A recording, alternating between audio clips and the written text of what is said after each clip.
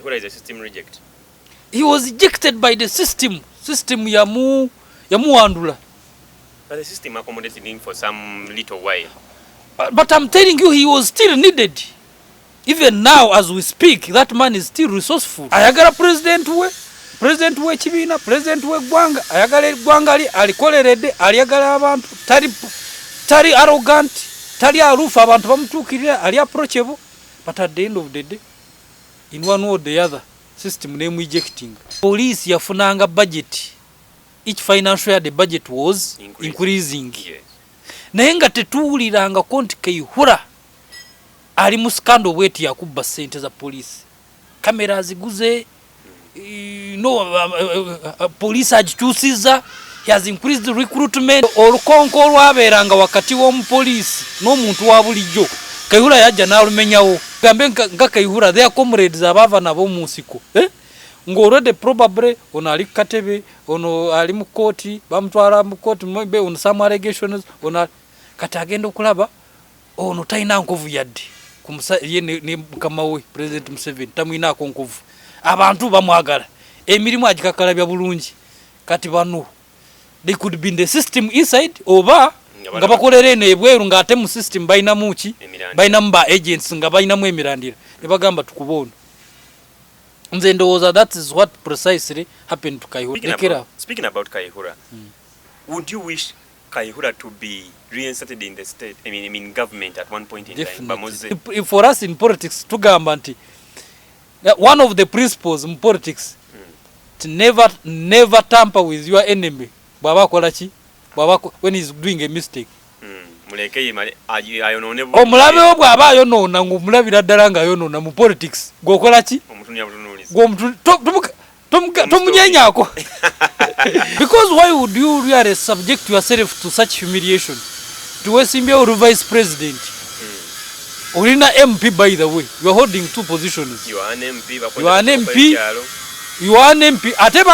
By the way, she's a vice president and I think she came as an independent.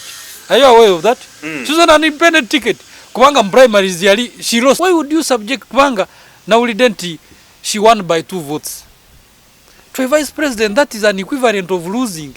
Because why would you subject yourself to such an embarrassment? Police egamba nti obululu bwe buva ku district, rather ku secretariat electoral commission ya NRM butukira wani, because they are supposed to have offices, by the way. Kati obululu bwe bwavanga ku secretariat butukira wani, ono yalwanya okufuna ate nga this is just a route eri gyalaga ayagala afune kino kimuyamba okukola ki okufuna ku kya MP.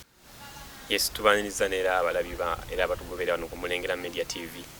Ate lero tukomyewo ne muna NRM bamuyite kada omujjuvo wa NRM Mwami Jose ne wabyona ni wabine tuwe kujjukiza nti yatutegeeza kawo gye buvuddeko nti ye musajja wa NRM by birth. So no right komyo episode endala natugenda okutanyamu ku nsonga ezze ziberawo mu dimansi gye tukubye mabega twongera tukutegeera tendo kubene ekifaananyi ekyo mu maaso era ekibiina kyaffe ekigundiivu ekya NRM Mwami Jose ne wabwine tuwuliza ku balabi era batugoberera ku Mulengera Media TV. Abagoberera Mulengera TV bannange mbalamusizza n'abalabi baffe abaagalwa era neneebaza bano abasajja abamulengera abatutuusaako amawulire gano gotalina ogenda okusanga awalala wonna naye ng'ogasanga wano ku Mulengera. Mwami Jose, ekibiina kyo kyennyini ekya NRM wiiki gye tukubye amabega oba wiiki gye tukuba amabega kibadde ne primaries ez'okulonda obukiiko ku byalo across the entire country. 72,000 villages. Yes. In the entire country. And we have seen most of the NRM people nadala bali mu bifo ebigundivu mu government bazzeyo ku byalo ate ne balondebwa. What does this mean to you as a person and the party? No, kiri kye twali twogerako. Kirimu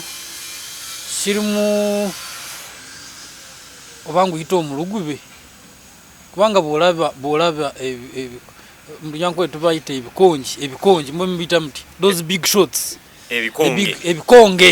ebikonge era kyovola abana abasajja ababire bana abasookerwako ababira ekibiina kyaffe abasajja banjawulo nnyo Museveni n'ekigongo olina bwe wabalabye nti beesimbye wano nti because why would you really subject yourself to such humiliation tuweesimbyewo olu vice president olina MP by the way you are holding two positions you are an MP ate bambi by the way she's a vice president naye ate nga she came as an independent.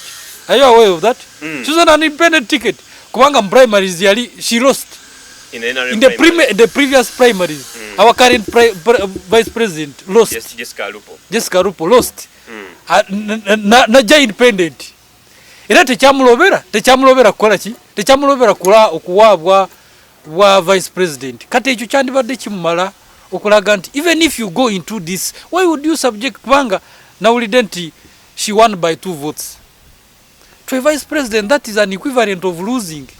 Because why would you subject yourself to such an embarrassment? Does this paint any picture in the forthcoming election that if you manage to win a village election by only 2 votes? No, of course, it speaks volumes. Katingori omukyala oyo the former minister for presidency, Honorable Esther Mbayo.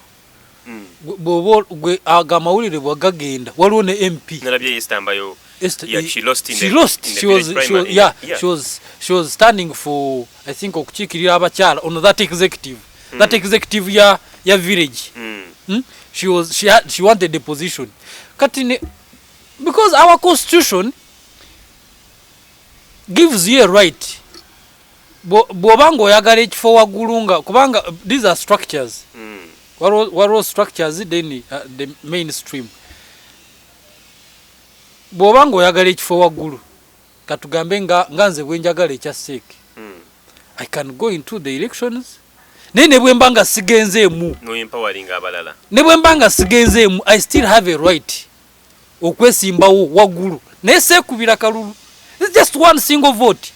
Kati susuubira nti omuntu katugambe nga Rebecca Kadaga ne Anita Among probably kati bali mukutulowoozeza nti it is because they want to compete for the other top position nabo bennyini baagala beekubire because kati if for example omuntu ng'ayagala kuyitamu gwakalulu akako kwebadde ogenda okwewa olowooza kasobola okulemesa obutayitamu. So kati eyo argument nayo eba holding a water.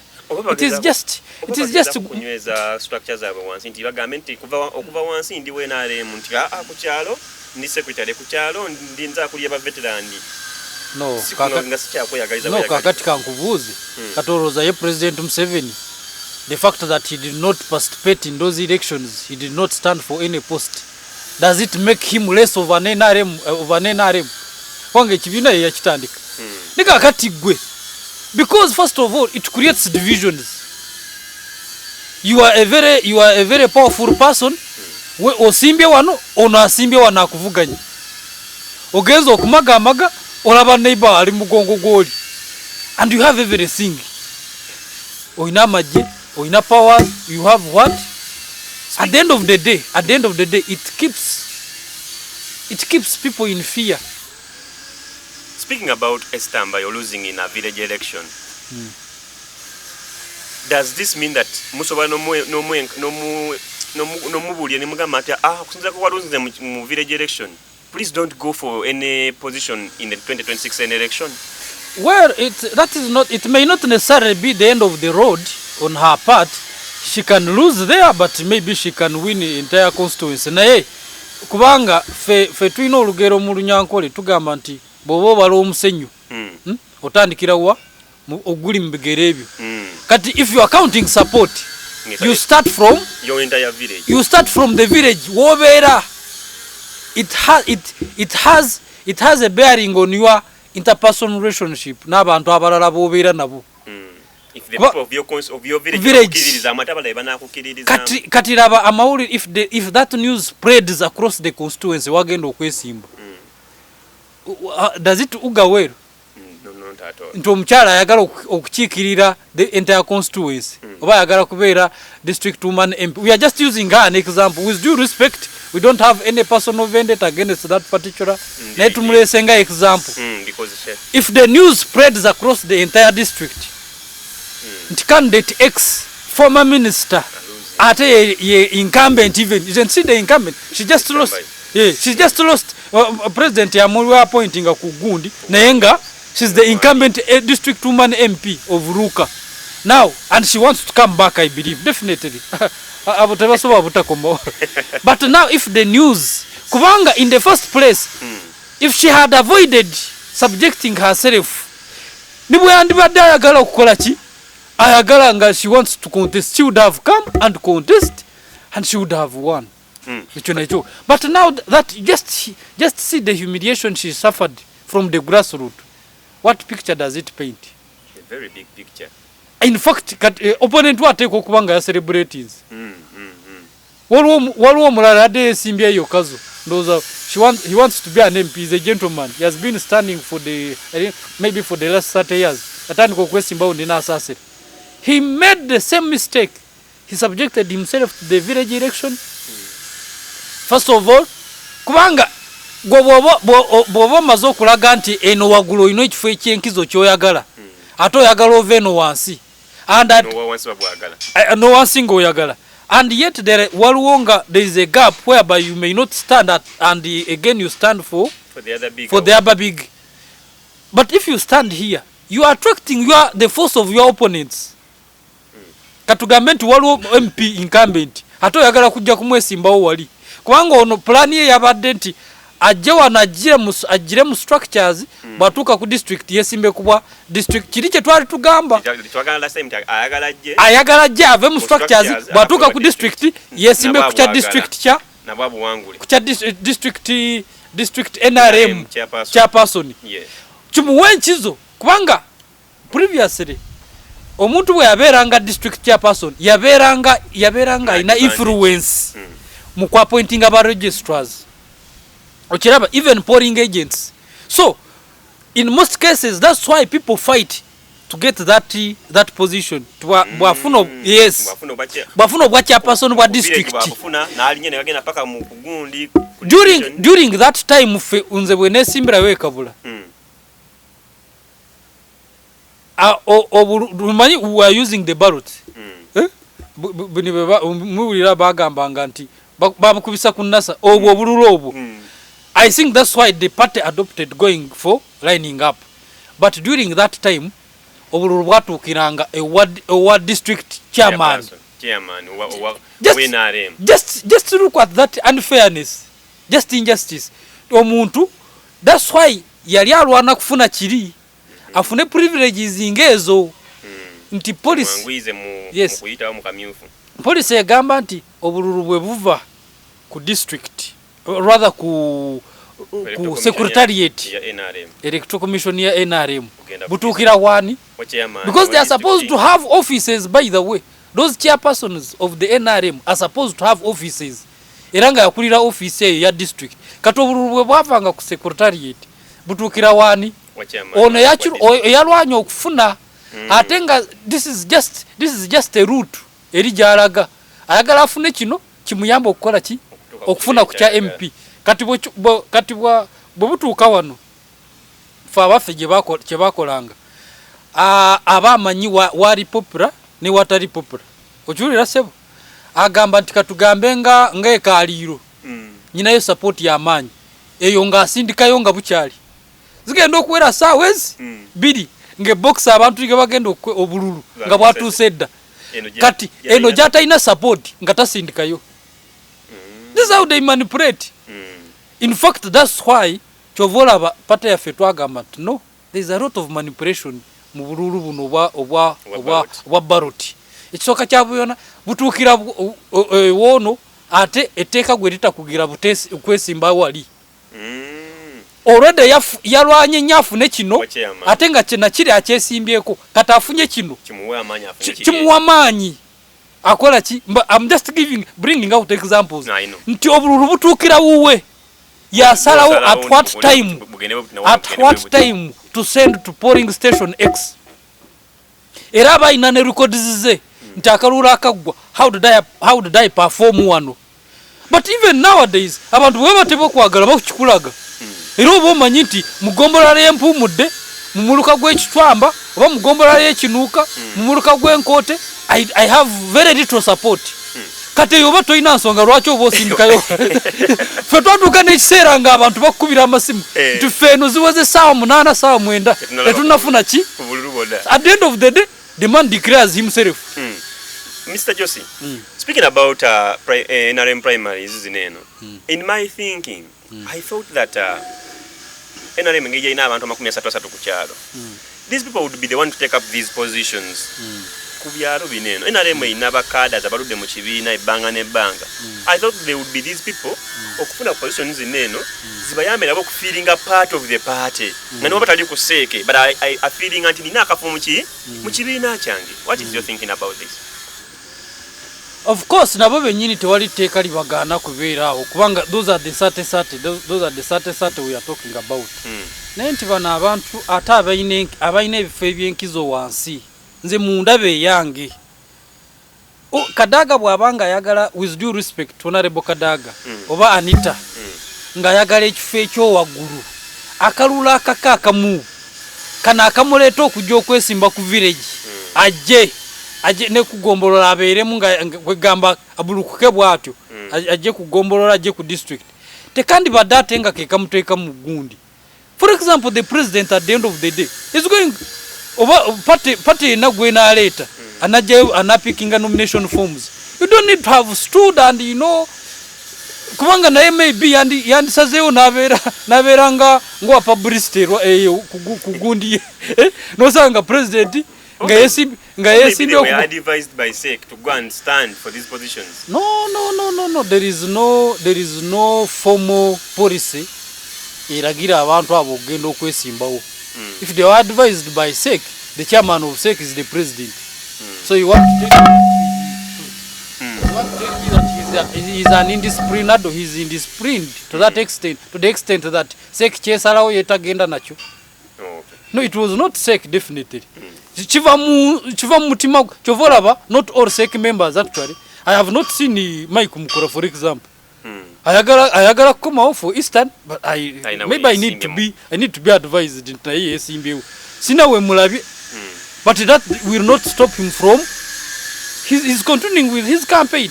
I for one, I said no. Sagaro Mutanda Vengo Umurugube.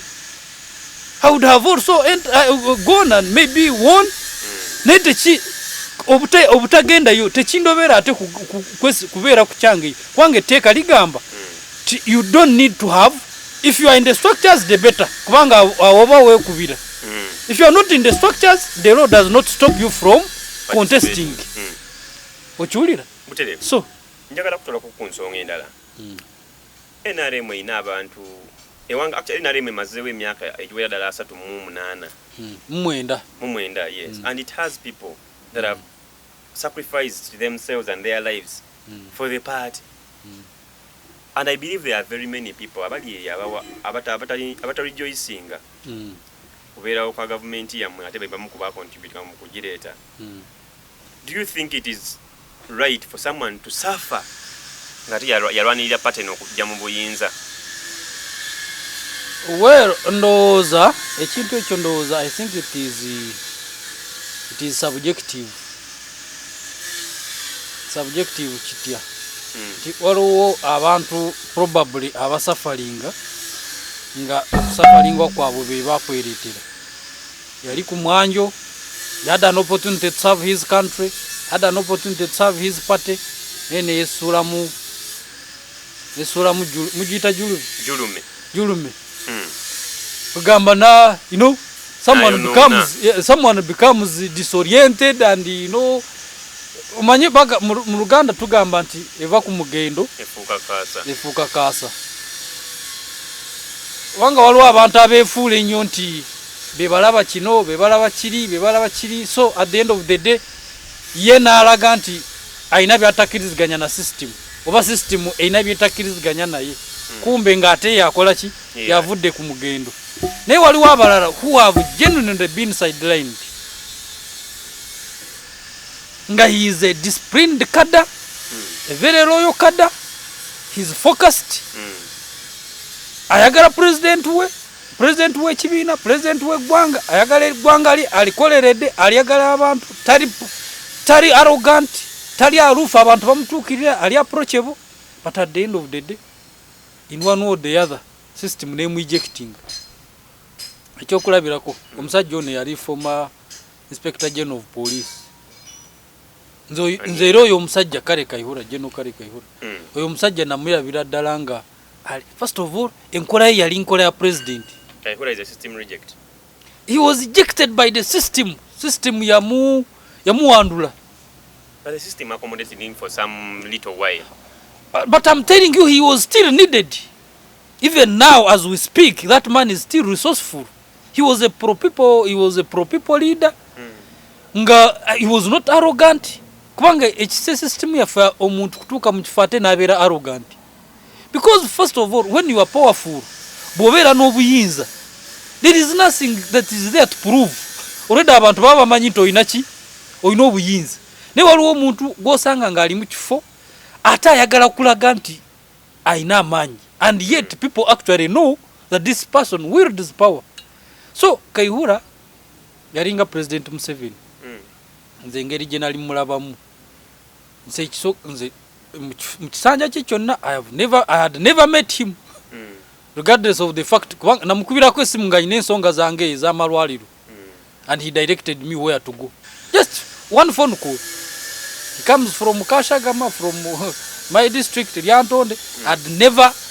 Wanga abantu nze mbalabanga ababeera busy nnyo. Really, I don't want to burden them. If we can talk on phone or what, why would I? No. Wanga nabye ebiseera ebisinga. These lower cadres, why they keep on complaining is that bagala nnyo okukola bali ate busy ate unnecessarily. Buli kimwe oyagala kugenda mu. At the end of the day, if you fail to get that person, ogenda mulaba nga atakola ki? Ngatali approachable. And yet, waliwo abamu approaching, but for ensonga ezensa.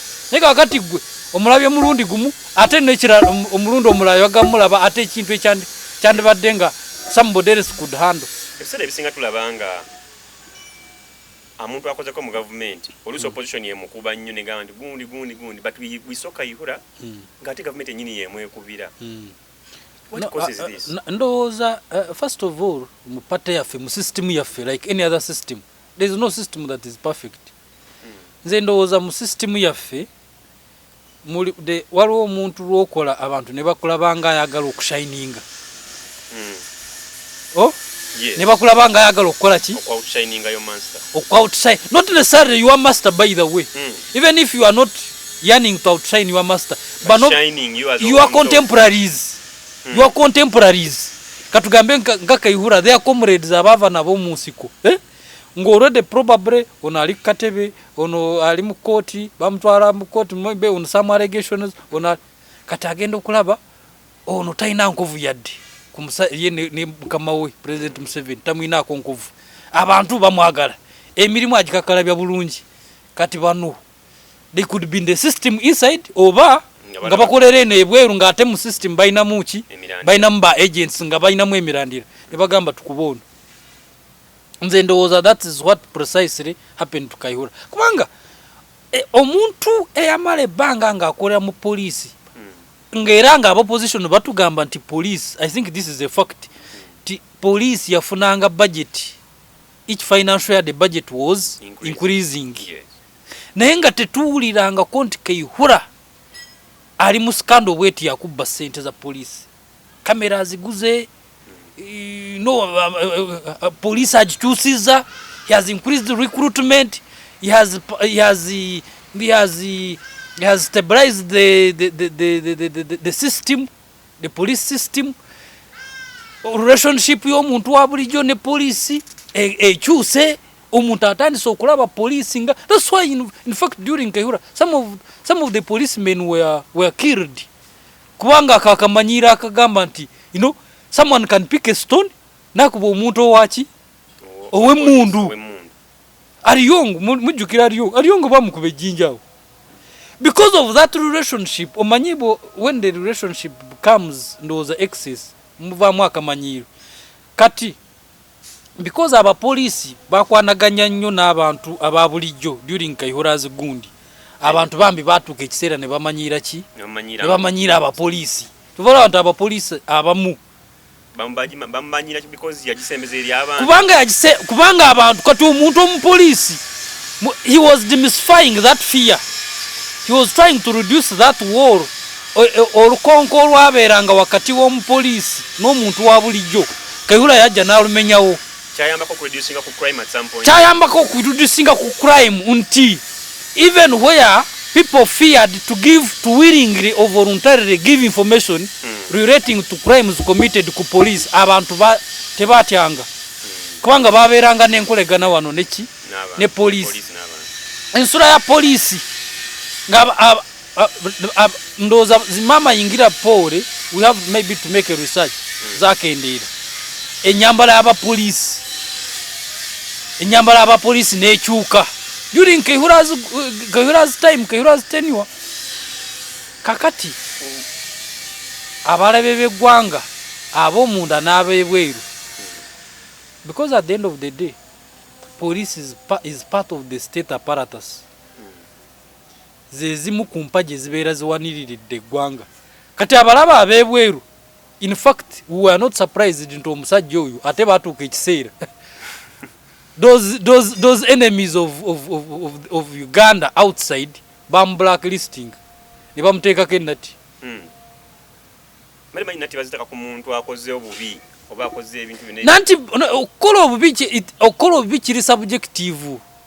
Mwami Kasimu okukola obubi omuntu asobola kati olowooza omulabewo omulabewo bw'oba okola bulungi kuyaba okola bulungi gwe kululongo okola gwe kululwa bw'oba okola. That's why for us in politics tugamba nti one of the principles in politics to never tamper with your enemy bw'aba akola ki when he's doing a mistake. Omulabewo bw'aba ayonoona ng'omulabira ddala ng'ayonoona mu politics gw'okola ki tomunyenyaako. Kati bali abalabe ono omuntu asobola okuba ng'alwanirira eggwanga lye ayagala litebenkere ab'opposition abakakkanyiza kubanga waliwo effujjo lingi bannange wano ng'abantu ba organizing riot mujjiramu ababbi b'obusimu abantu nzijukira waliwo ekiseera sijjukira mwaka waliwo ekiseera Besigye lwe yali atambula ku walk to work. During the walk to work was 2012 walk to work. One time bwakeera ku macha nga abantu bekasangati abakyala nabalaba ku TV nga bagamba Besigye bamwegayirira bambi taata tukwegayiridde buli lwofuluma okutambula abapolisi bajja business zaffe nezifa naffe tulina abaana betuweerera biki so omuntu w'obulijjo nga yayogera ate ono opposition yavaayo alinga alumirirwa naye oli amugambye buli lwovaayo okutambula kyattractinga police to come and curb you because they anticipate that you are going to bring cause commotion, chaos, cause violence in due course. Ate ffe tufiirwa tulina abaana betulabirira tulina amayumba getupangisa we have lives to live. So people came out and they complained to Besigye. Simanyi oba mujjukira that way. It was there. Abakyala bajja ku macha ne bagenda ewa Besigye nga bamwegayirira sebo taata tukwegayiridde. Speaking about Kayihura, would you wish Kayihura to be reinserted in the state, I mean government at one point in time? Bamuze? Definitely. Kubanga omusajja ekisooka kya byonna ye ng'omuntu naye yalina obusungu naye nga si bungi. Nze nkugambye Kayihura mulabira ku mikolo suubira nti n'okumanya mmanyi naye nze the way I admire kankubulira omuntu omulala gwe admiring the way I admire him yengeri gye admire mu is the same way I admire the Katikkiro of Buganda. Kubanga Katikkiro mulabira ddala nti muntu wambavu ayogera ebintu first of all ebiri reconciliatory. I'm sorry to digress naye I'm just giving you abantu nze benda babafaanagana Kayihura yalina enkola nga buli ekibaawo omusajja yeetuukirako ku ground. Buli ekibaawo. Delegation is good, but at least you also have to be on the... He was a hands-on. He was not an armchair IGP. Ali mu office bamugambye eno nakulabe waliyo riots oba najja nankumbi oba kisaasi oba kyanja arinze report wa RPC oba DPC yetukira ku ground and he interviews people. There is an incident here in Busega. Abantu bajja ne bamenya amanyumba g'abantu nga DPC wali Kayihura yajja ku ground. I think that video must be on the YouTube. Kayihura yajja ku ground no kukaba yalina over, he was almost crying. Nga really people's lives had been shattered nga mayumba bagamenya amenye Kayihura yakwata DPC namujjako nyota wa. Era ndowooza eyo yenkola because sometimes okubeera magnanimous nakyo kyononye system yaffe. Era ndowooza President Museveni ono byebimu maybe ebirese complacense ebirese akamanyiro because the man is too magnanimous to omuntu akola ensobi nga instead of reprimanding that person omuntu agenga ekyo ng'alinga agamba nti gundi bwe yakola kino nobody reprimanded him. So Kayihura tried to balance between carrot and stick. Nti abamu yayambako ne system.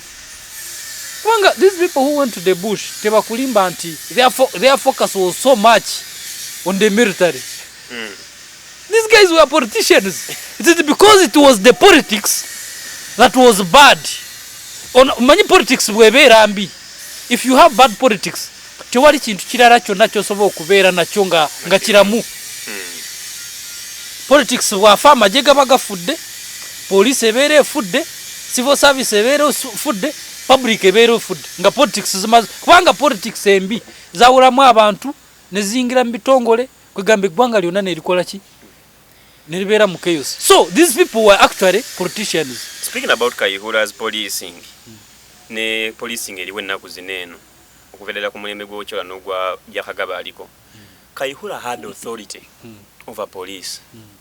Netulabanga abaliwo ennaku zineeno the army is overtaking police. Ekitaliwo ku mulembe gwa Kayihura. Kayihura wosinga byesijazo okwekalakaasa ng'olaba police ebeera nnyingi but it is police alone. Naye kati mugenda okulaba mu jati, mugenda okulaba mu SFC, mugenda okulaba mu amagye ne mamba ez'amagye ate okulaba mu kala kyagase binene ebice ebitono ebice bitulaka bibunyi bina. Well, ndowooza there is that historical relationship between these security agencies. Even during I don't think police was so much detached from other security agencies. Kubanga ne Kayihura yenyini in the first place he had not sigamba nti from the word go yali police. He was an army officer. We have had that history. Katumba himself, he had been an army officer. Waliwo even other army officers, senior army officers, whom I actually been finding. Like I found there wakati General Brigadier Goroba, Brigadier General Goroba, yali Somali. President Museveni ayina ebintu by'assessing n'agamba ono yasobola wano. As long as simutise kintu kinamulema. So nze ndowooza yes, but you see at the end of the day kiri kyenkugambye nti police abantu batuuka ekiseera ne bagimanyiira. Abantu bennyini ne bafuuka nga be ba police kati ate abapoliisi bennyini ne bafuuka nga aba citizens. Kati it's like the police became like the citizen kubanga enkola ya Kayihura yali yaku demystifying that fear between the police and the population. And I think it was in good faith. He meant well. So n'omuntu wa bulijjo. So kati ekiseera ndowooza kyatuuka kati abantu ne bamalamu kugamba ne balaba police nga part of them at the end of the day. Even when the police is quelling riots, it's like they are first of all probably they even fear to tear gas the population bobenyini, and yet it is necessary. That's why sometimes they are overwhelmed also. Kubanga ba mixinga nnyo during Kayihura's time. Lulyo olukonko olwabeera wakati w'abapoliisi n'omuntu wa bulijjo lwavaawo kati people mixed, and it is sometimes to some extent it becomes problematic kati omuntu gomaze okumixinga naye how do you first of all arrest them? How do you tear gas them? How do you chase them? At the end of the day, that's why the other people from other security agencies nebakola ki okubayambako. Right. That was Kaihura. So Kaihura was among the very many people who were dogging to list. To me, no, not ekokufuna kijeko, because at the end of the day we are looking at how are you helping the system. Wanga nze njagala nkubulire Kasimu, tewali government yalieze mu buyinza n'ekigenderero ekyokuvaamu. Nti government temuli bakuvaamu, because that's no why no chengam why should we NRM chovola abantu in the 10-point programs olaba point egamba nti tutuke wano tuveewo. No jinda game. Point number 1, establishing democracy. Number 2, is it building a sustainable and integrated sustainable economic gundi, and or fighting corruption and or misuse of power. Temuli kugamba nti after these years NRM ekoleki lwaki? Because the rules of power dictate that hold the power, consolidate power. Hold, consolidate, maintain bulemere. So tuvala nabo babulwanisa katika nkubuuza golwaki olowooza obote yajja omulundo ogwokubiri ng'amaze okulosing, amaze okulaga nti even after losing you realize that what I shouldn't have lost in the first place. That's why chovola bantu kakati America, it is Donald Trump ali ku Republican gundi, ali ku Republican party ticket, Donald Trump, even after his own regime nga yeke nyini era nakomawo, after Donald Trump has exited his party, the Republicans will bring another candidate ngiranga begwanyiza the same gundi yabwe ekoleki esigale mu government. Abadipi nabo Joe Biden, kwanga when Obama left nebaleta Joe Biden nebaleta Joe Biden Joe Biden nagenda primaries ne Clinton, Joe Biden nawangula. After Obama, Joe Biden goloza okujja kwa gundi, okujja kwa gono omusajja. Why do you think those guys were fighting so that Kamara wins? Kugamba ngabagala kwanga don't think they wanted to stop at Kamara. If Kamara had won, they wanted Kamara to win, and she rules for the 4 years. Nadamu ekisanja kyabwe kya myaka ebiri, rather myaka enena, 2 terms, myaka 8 aveyo baleeta omulala.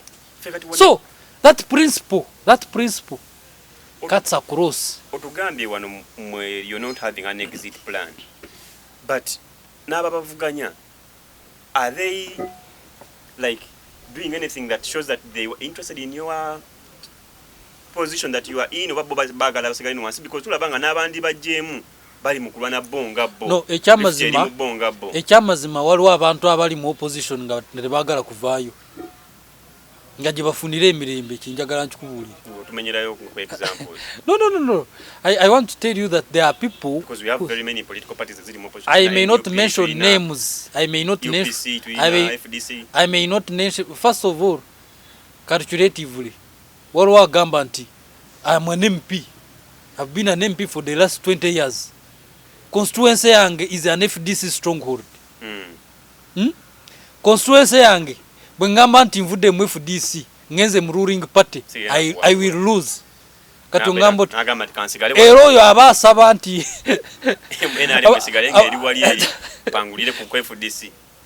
kati oyo omujjayo nga kwafunidde kwazimbidde nyumba mu opposition mu kuvuma Museveni, owulira kwazalidde n'abaana kwawasizza omukyala kwa abaana kwe basomedde mu opposition nga ye capital ye, nga opposition yeki iyo capital kwegamba ye source of income. Bichu kama nzana tanafuna kifo kyonna. Era nga bwabagamba nti kati we are in one party state nga we are so cup